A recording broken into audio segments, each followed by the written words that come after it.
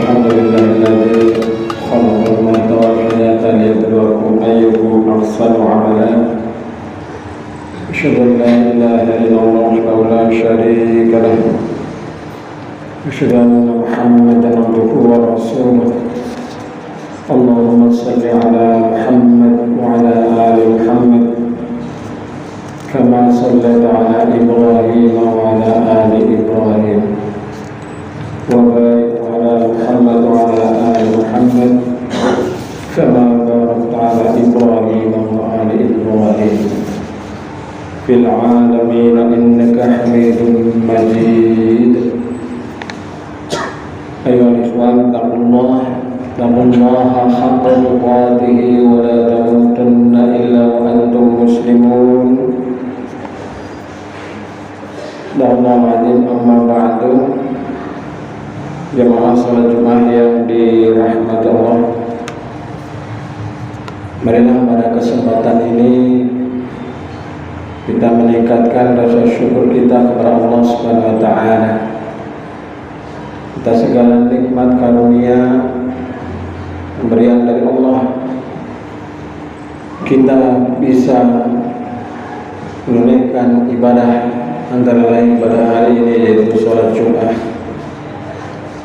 Mudah-mudahan nikmat yang diberikan Allah ini dapat menghantarkan kita menuju kepada predikat muttaqin, yaitu orang-orang yang bertakwa. Karena inilah orang yang paling dimuliakan oleh Allah Subhanahu wa taala. Maka pada pertemuan setiap Jumat sebagai majelis mingguan kita, khatib senantiasa mewasiatkan agar kita meningkatkan iman takwa kita kepada Allah Subhanahu wa taala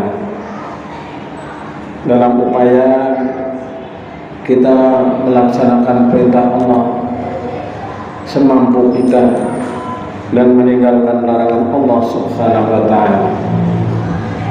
Jemaah yang dirahmati Allah, di antara upaya kita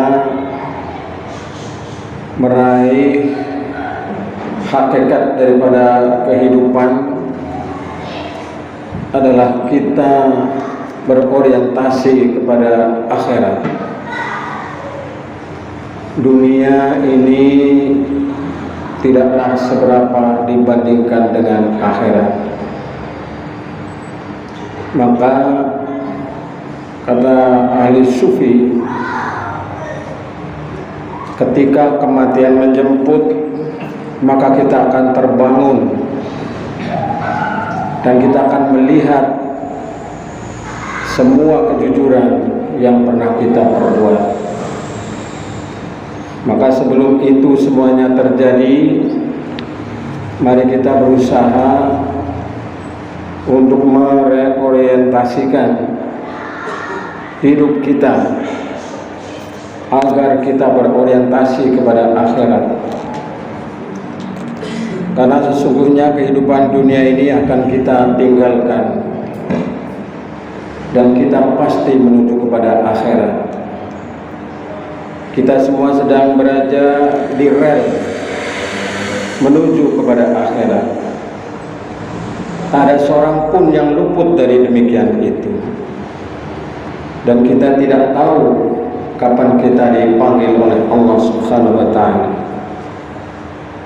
Maka sahabat Ali bin Abi Thalib menasihati, sesungguhnya dunia akan ditinggalkan di belakang, sedangkan akhirat begitu dekat dijumpai di depan. Dunia dan akhirat masing-masing memiliki pengikut. Jadilah pengikut akhirat, jangan menjadi budak dunia. Hari ini, yaitu kita di dunia, adalah hari untuk beramal. Tidak ada hisab perhitungan, sedangkan besok di akhirat adalah hari perhitungan, yaitu hisab, dan tidak ada lagi amalan. Maka jadilah orang yang memilih akhirat dan mengorbankan dunianya untuk akhirat. Janganlah menjadi orang-orang yang mengorbankan akhiratnya untuk dunia. Karena kenikmatan akhirat adalah kenikmatan yang tiada bandingnya. Oleh karena itu, janganlah kita terpana, tertipu, terpesona oleh keindahan dunia yang akan sirna ini. Seorang mukmin hendaknya senantiasa memalingkan pandangan kehidupannya ke akhirat. Maka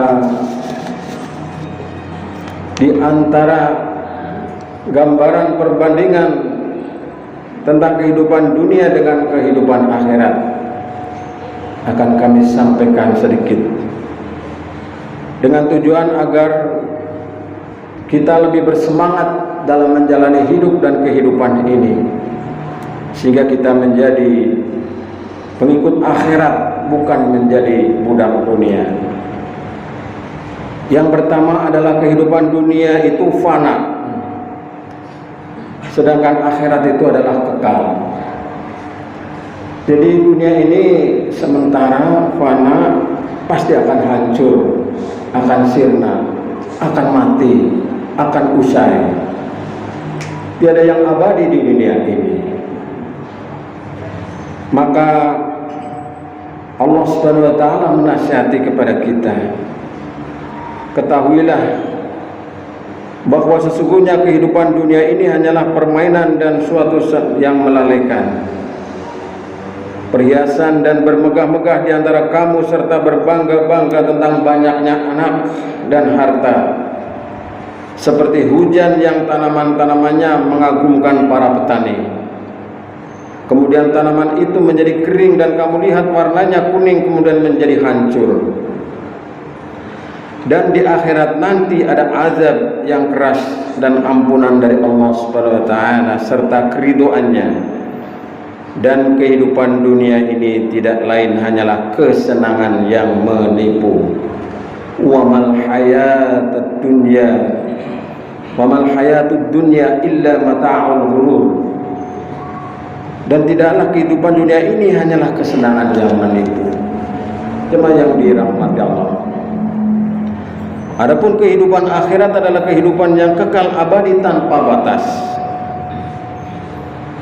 Kita sebut saja masa yang paling lama, ribuan tahun, jutaan tahun, miliaran tahun, dan lain sebagainya. Sesungguhnya kehidupan akhirat itu lebih lama dari itu semuanya. Karena itu dia adalah kehidupan yang abadi. Bal tu'thirunal hayatad dunya wal akhiratu khairu wa abqa. Tetapi kamu, yaitu orang-orang kafir, memilih kehidupan dunia, sedangkan kehidupan akhirat adalah lebih kekal. Jemaah sekalian yang dirahmati Allah.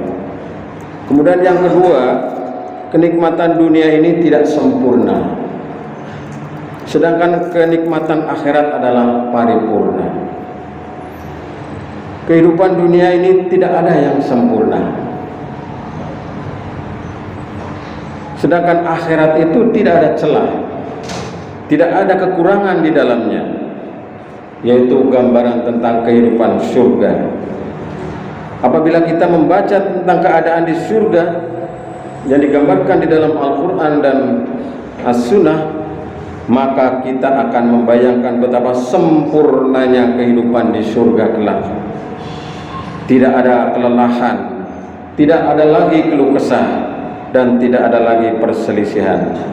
Tidak ada yang tua dan tidak ada yang muda, tidak ada kesedihan dan kegembiraan, dan lain sebagainya, gambaran-gambaran mengenai kehidupan di surga. Kemudian yang ketiga, jemaah sekalian, menjadi renungan bagi kita bahwa kenikmatan dunia tak selalu bisa dinikmati, tapi kenikmatan di akhirat senantiasa bisa dinikmati. Nikmat di dunia tak selalu bisa dinikmati, semua ada masanya, ada waktunya. Misalnya kita berbicara tentang buah-buahan. Buah-buahan di dunia tidak selalu tersedia semuanya. Ada musimnya, ada masanya. Kemudian berbeda dengan buah-buahan yang kelak di akhirat yang digambarkan oleh Allah Subhanahu wa taala. Bagaimana dalam surat Ar-Ra'd ayat 35, perumpamaan surga yang dijanjikan kepada orang yang takwa ialah seperti taman yang mengalir sungai-sungai di dalamnya, buahnya tak henti, sedang naungannya demikian pula. Itulah tempat kesudahan bagi orang-orang yang bertakwa. Sedang tempat kesudahan bagi orang-orang kafir adalah neraka.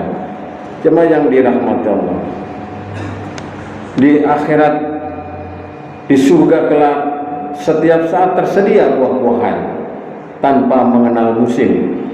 Bagaimana tidak, apa yang diinginkan oleh penghuni surga semuanya ada. Maka disampaikan oleh Allah informasi ini dalam surat Fussilat ayat 31. Di dalamnya kamu memperoleh apa yang kamu inginkan, dan memperoleh pula di dalamnya apa yang kamu minta. Contoh yang lain adalah wanita. Istri kita ketika di dunia itu bisa sakit, bisa berhalangan datang bulan dan lain sebagainya. Beda dengan bidadari yang selalu bisa melayaninya sepanjang masa. Jemaah sekalian yang dirahmati. Kemudian yang keempat, kenikmatan dunia diraih dengan susah payah. Adapun kenikmatan akhirat tidak demikian, ia diraih dengan mudahnya. Kenikmatan di dunia diraih dengan begitu susah payah, dengan berpeluh berkeringat, meluangkan waktu, tenaga, pikiran, biaya bahkan yang banyak. Dalam mengorbankan demikian, terkadang kenikmatan tersebut tak juga didapatkan. Berbeda dengan kenikmatan di akhirat, ia dapat diraih dengan mudah. Sebagaimana firman Allah Ta'ala menggambarkan betapa mudahnya penghuni surga menikmati kenikmatannya. Utufuha dan buah-buahan yang dekat. Surat Al-Haqqah ayat 23. Ketika di dunia apabila seorang hendak minum, ia perlu bersusah payah terlebih dahulu, memasak air atau membelinya, menuangkan dan sebagainya, beranjak dari tempatnya, kemudian mengambil gelas, menuangkan dan seterusnya. Tapi di surga kelak, bayangkan dalam surat Al-Waqiah ayat 17 sampai dengan 18, mereka dikelilingi oleh anak-anak muda yang tetap muda, dengan membawa gelas, cerek dan minuman yang diambil dari air yang mengalir. Luar biasa, Masya Allah, jamaah sekalian yang dirahmati Allah. Di akhirat tidak perlu kita bersusah payah. Ada pemuda-pemuda yang menghidangkan dan mengambilkan minuman. Lalu yang kelima, jamaah sekalian, kenikmatan dunia memiliki efek samping, sedangkan kenikmatan di akhirat tidaklah demikian. Seseorang yang makan di dunia, dia akan mengeluarkan kotoran. Seorang yang menikmati makanan di dunia bisa menimbulkan efek samping, yaitu ada mungkin darah tinggi, kolesterol, jantung, paru dan lain sebagainya. Sedangkan penduduk di akhirat, di surga, makan dan minum bukan karena lapar dan haus, mereka makan dan minum karena kelezatan-kelezatan saja. Tidak mengeluarkan kotoran dan menimbulkan efek samping dan penyakit. Itu pun mengeluarkan bau yang wangi bagi penduduk surga.